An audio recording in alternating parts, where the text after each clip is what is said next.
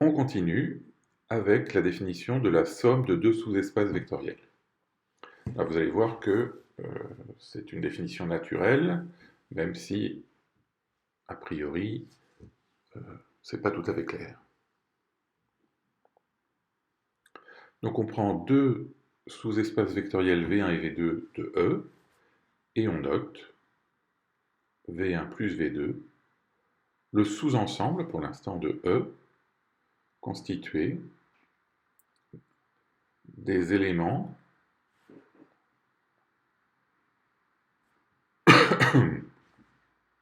x1 plus x2, où x1 est dans V1 et x2 est dans V2.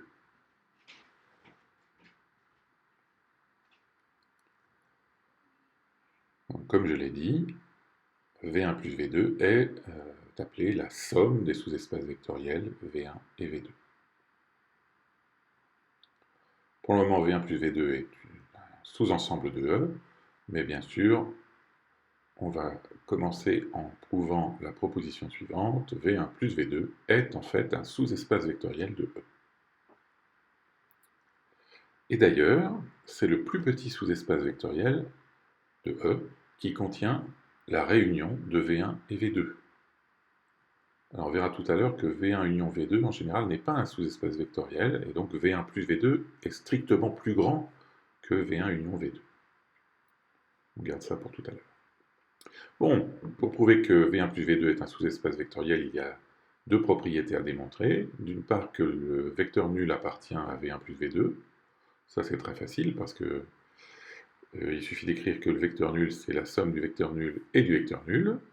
Et dans le membre de droite, considérer que le premier vecteur nul est un élément de V1 et que le second terme de la somme est un élément de V2.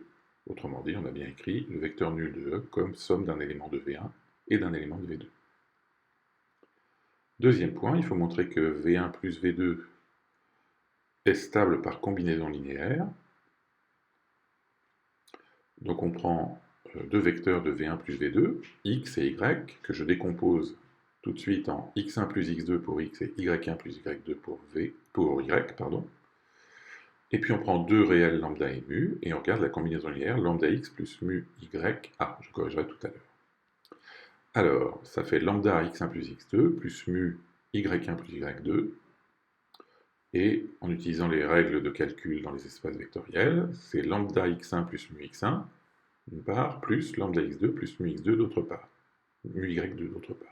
Et ça, eh bien, c'est évidemment un élément de V1 plus V2, puisque V1 et V2 sont stables par combinaison linéaire. On en déduit que V1 plus V2 est stable par combinaison linéaire, et il nous reste à prouver la deuxième partie de la proposition. Donc on prend pour cela un sous-espace vectoriel f de E qui contient V1 union V2. C'est la même chose que de dire que f contient V1 et V2.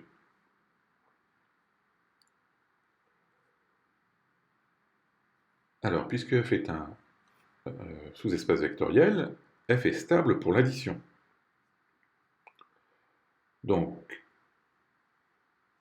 si je prends n'importe quelle somme x1 plus x2 d'un élément de V1 et d'un élément de V2, eh bien, x1 est dans f, x2 est dans f, donc x1 plus x2 est encore dans f.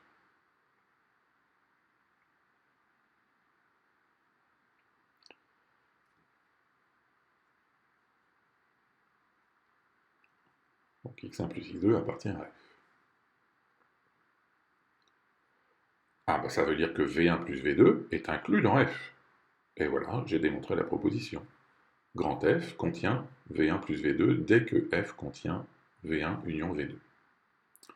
Donc maintenant, la petite remarque que j'ai annoncée, en général, V1 union V2 n'est pas un sous-espace vectoriel. Autrement dit, V1 union V2 est inclus dans V1 plus V2, mais est différent de V1 plus V2. On considère par exemple deux droites vectorielles, V1 et V2, engendrées par petit v1 et petit v2, où petit v1, petit v2 est une famille libre. Dans ce cas, V1 plus V2 n'appartient pas à V1. Ah bah oui, parce que si c'était le cas, V2 ce serait un élément de V1 moins petit V1, donc ça appartiendrait à V1, et ça c'est pas vrai. De la même manière, V1 plus V2 n'appartient pas à V2, parce que sinon, V1 appartiendrait à V2. Donc V1 plus V2 n'appartient pas à la réunion de V1 et de V2, et pourtant, V1 plus V2 est un élément de V1, pardon, petit V1 plus petit V2 est un élément de grand V1 plus grand V2. Donc V1 union V2 n'est pas stable pour l'addition. J'ai fait un petit dessin ici pour illustrer cette différence entre la somme de deux sous-espaces vectoriels, V1 et V2, et la réunion. La réunion de V1 et V2 ici, des deux droites vectorielles, eh ben, c'est la réunion des droites bleues. Mais si je prends deux vecteurs V1 et V2, l'un dans V1, l'autre dans V2, et qui ne sont pas collinéaires, la somme V1 plus V2 n'est pas dans la réunion, n'est pas dans la réunion des droites bleues, bien qu'elle soit dans la somme. Maintenant, on s'intéresse à la question suivante. Si j'ai une partie génératrice d'un sous-espace vectoriel grand V et une autre partie génératrice d'un autre sous-espace vectoriel W, est-ce que je peux trouver une famille génératrice de la somme V plus W? La réponse est simple. Il suffit de mettre ensemble les vecteurs de la famille génératrice de V et ceux de la famille génératrice de W, et on obtient ainsi une famille génératrice de la somme. Voici la preuve, qui est simple. Donc on prend un vecteur quelconque dans V plus W. Il s'écrit bien sûr comme la somme de deux éléments, l'un de V, l'autre de W. Donc il existe petit v et petit w tel que, avec un S attel, x égale V plus W. Puisque petit v appartient à grand V, eh bien, petit v s'écrit comme combinaison linéaire de la famille génératrice V1, V2, Vp. Donc il existe des réels lambda 1, etc. jusqu'à lambda p, tels que petit v égale lambda 1, V1, plus lambda 2, V2, plus etc., plus lambda p, Vp. De la même manière, W appartient à grand W, donc il existe des réels mu1, mu2, mu-q, tels que W égale mu1 W1 plus mu2 W2 plus etc. mu-q WQ. Et du coup, eh bien, X s'écrit comme lambda 1 V1 plus etc. plus lambda P Vp plus mu1 W1 plus etc. plus mu-q WQ. Autrement dit, X s'écrit comme combinaison linéaire des vecteurs de la famille V1, V2, Vp, W1, W2, WQ. J'ai donc montré que n'importe quel vecteur de grand V plus W s'écrit comme combinaison linéaire des vecteurs de cette famille, et donc que cette famille est bien une famille génératrice de la somme V plus W. Alors on peut en déduire un corollaire facilement concernant la dimension de la somme de deux sous-espaces vectoriels. Alors évidemment, je ne l'ai pas écrit ici, mais on se place dans un espace vectoriel E de dimension finie, pour pouvoir parler de dimension tranquillement, et on prend deux sous-espaces vectoriels V1 et V2 de E. Dans ce cas, la dimension de V1 plus V2 est plus petite, inférieure ou égale à la dimension de V1 plus la dimension de V2. Voici la preuve. Donc on se donne une base B1 de V1 et une base B2 de V2.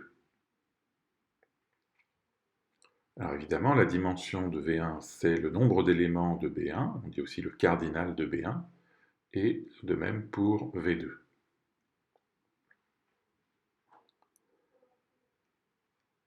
Alors, si on met ensemble les éléments de B1 et de B2, donc la réunion là est à prendre au sens de la réunion des familles, B1 union B2 est une partie génératrice de V1 plus V2.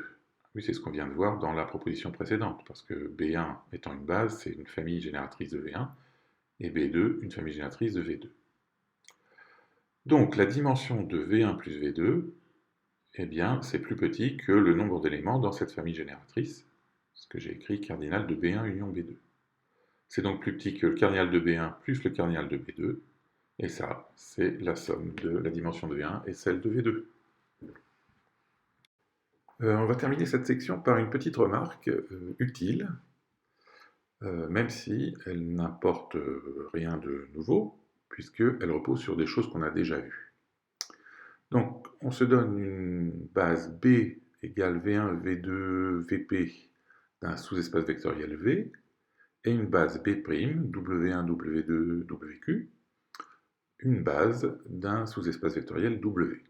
La question c'est comment trouver ou comment construire une base de la somme V plus W. Alors on va utiliser le corollaire qui précède.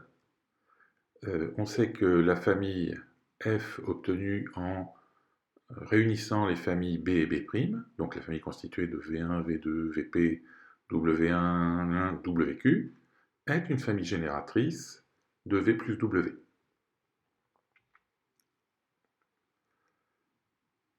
Mais à partir d'une famille génératrice, on sait parfaitement construire une base. On l'a déjà fait dans un des chapitres précédents. Donc je vous rappelle rapidement le procédé. On écrit le système linéaire homogène associé à l'équation lambda 1 V1 plus lambda 2 V2 plus etc. lambda PVP plus mu1 V1 plus etc. mu q VQ, WQ égale 0. Et on repère les inconnues principales de ce système linéaire, avec la méthode du pivot, par exemple.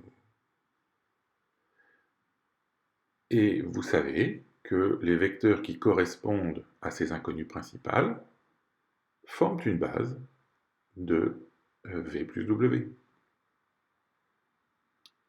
Voilà.